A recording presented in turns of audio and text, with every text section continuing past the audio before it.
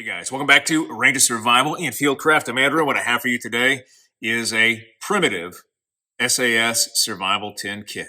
Stand by.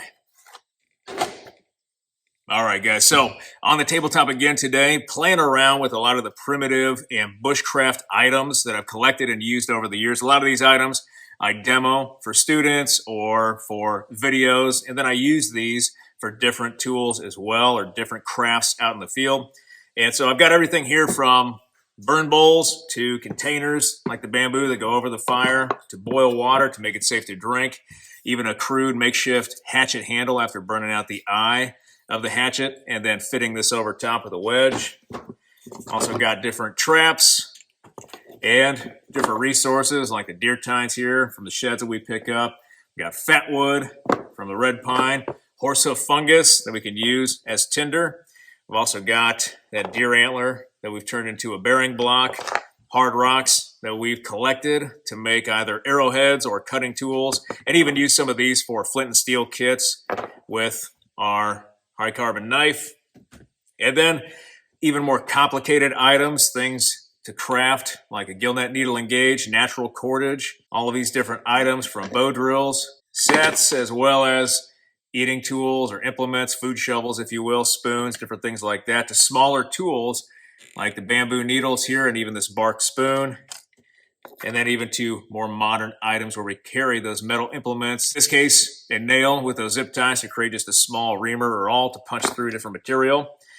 And even things that take a lot of time, even after a hunt kill, where we have deer tallow candle right here with the frame and the candle inside that we can use to light up our camp. So as we see these items, a lot of them are going to be some modern items like that nail, and then even that paracord, that fish hook and line right here on this line winder, creating just a bare minimum fishing kit. And I got to thinking, if we have just our basic metal tools up here, fish hooks, safety pins, razors, wire, maybe even that fishing line, a nail, and some needles, we have a lot that we can use to recreate some of these things, given resources, given different materials that we can collect, things like more of that fat wood, or even if we find more sheds or smaller sheds, we can use those as well to help craft different items. And so I got to thinking, I'm a big fan of those SAS survival tins, or those possible tins, those kits you can put in your pocket. I carry one almost every day. And so I was thinking, could you fit a primitive kit in here, or at least some of the primitive items we have out on the table, inside the survival tin, and then carry it as a basic kit? And so I put some things in here, and I'm going to go over those things right now. All right, so here's our tin, and then here are the metal items I was talking about. If we can get away with carrying fishing kit items like small hooks, maybe even that line, the wire, razors, and then needles as well, and nails, maybe some safety pins or smaller items like this, and then maybe even some cordage, as long as we have our bushcraft knife here, or a simple survival knife, we can get away with doing a lot. But if we take these items away, can we recreate some of these items inside a survival tin with natural materials? I would argue we can, but the problem is getting them small enough to actually fit in a survival tin like this. So I think I've got a few in here that'll actually work. Got a nice magnet right here I'm going to use to pick up all these smaller metal items here. I'll move these out of the way quick.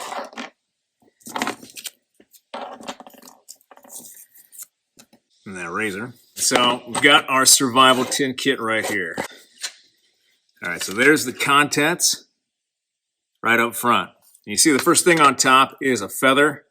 So we've got a feather right here. We can use them for lures with natural materials, maybe different gorge hooks or different things, or along with some bait to actually use this to lure fish in, or we can use this fletching for bow and arrow material as well. Although this isn't going to be near enough, so we'd have to collect a lot more. So we have fletching right there, a natural item that we can collect and pick up. And that's something I thought was kind of fun to throw in there because it's just flat, but we could use this bark for just about anything we can think of to use bark with. But this is tulip poplar bark, and we made just a simple food shovel. So we can use this to actually scoop up food. If we've got food in our burn bowl, we can actually scoop it up, eat with it that way.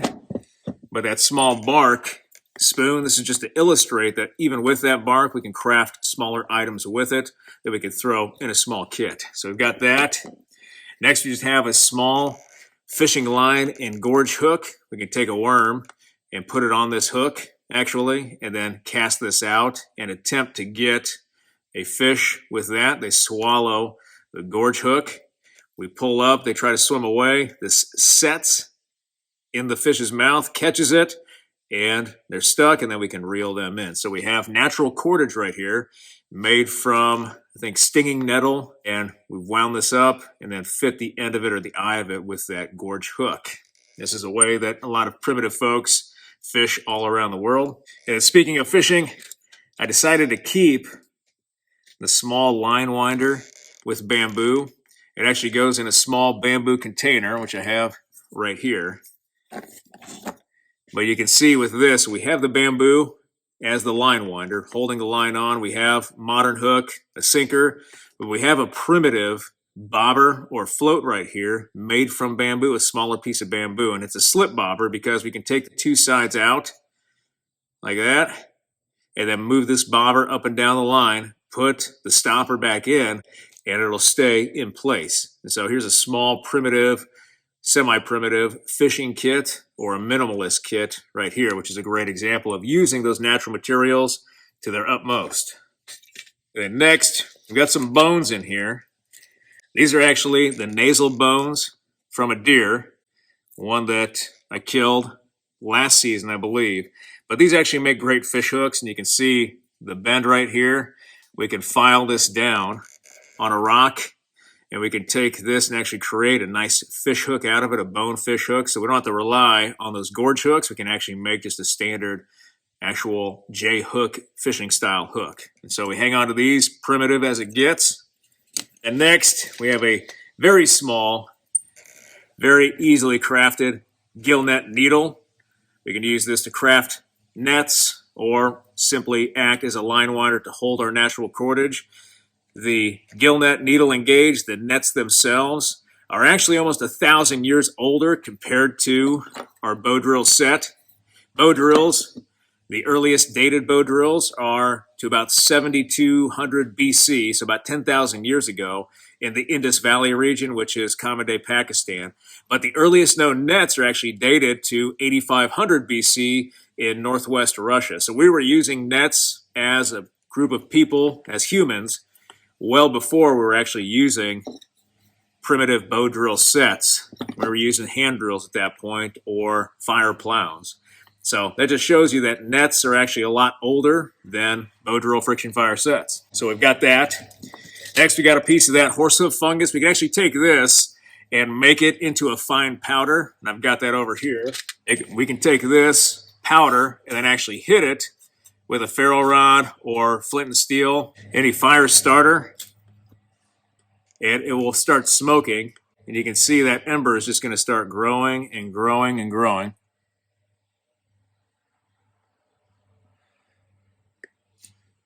And it'll continue to smoke and build and build and build.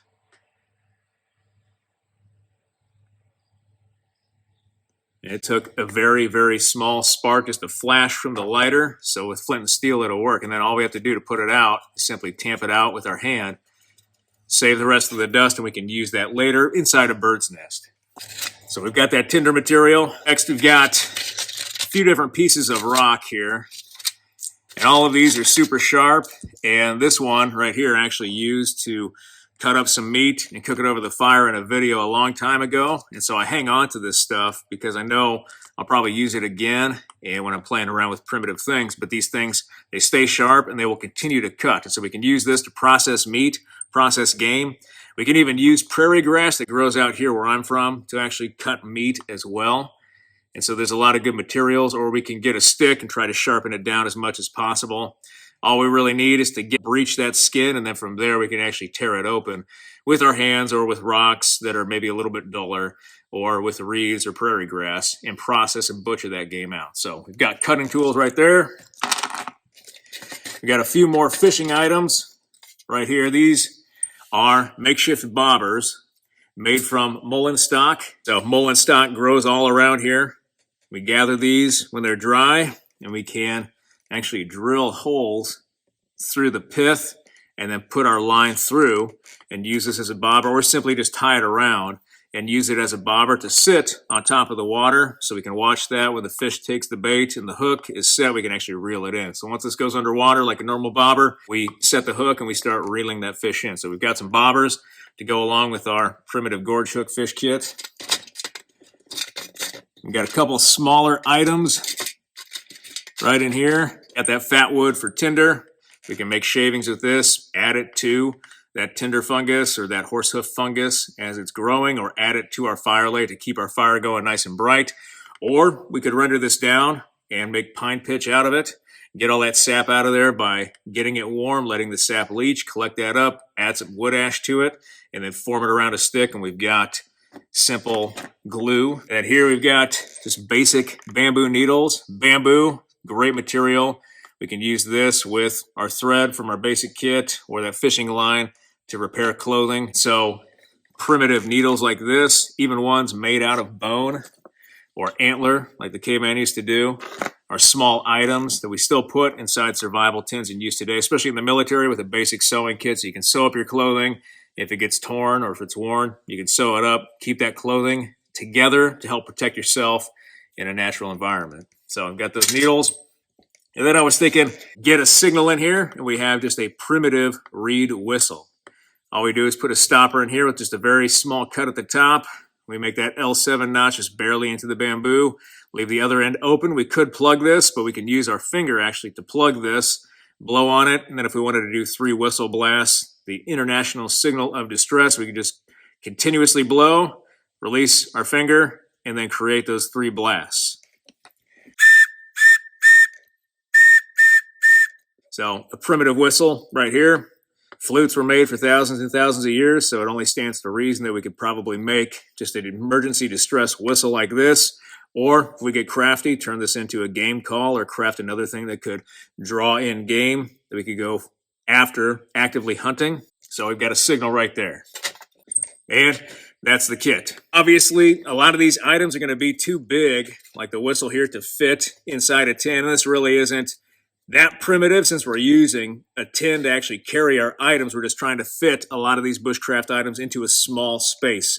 And we do that with a lot of these primitive things anyway. A lot of these smaller items, cavemen, Native American peoples used to use for fishing, trapping, repairing clothing, signaling, or at least playing music, getting fires started, or just holding on to resources like these rocks and bone tools that they knew they were going to need in the future. And so if they had them, they just collected them, saved them, and then used them or crafted with them when the time came. And so we have a decent kit right here, a lot of good stuff that fits inside this tin that gives us a primitive bushcraft SAS survival tin kit. All right, so let's see if I can get everything back inside the tin here.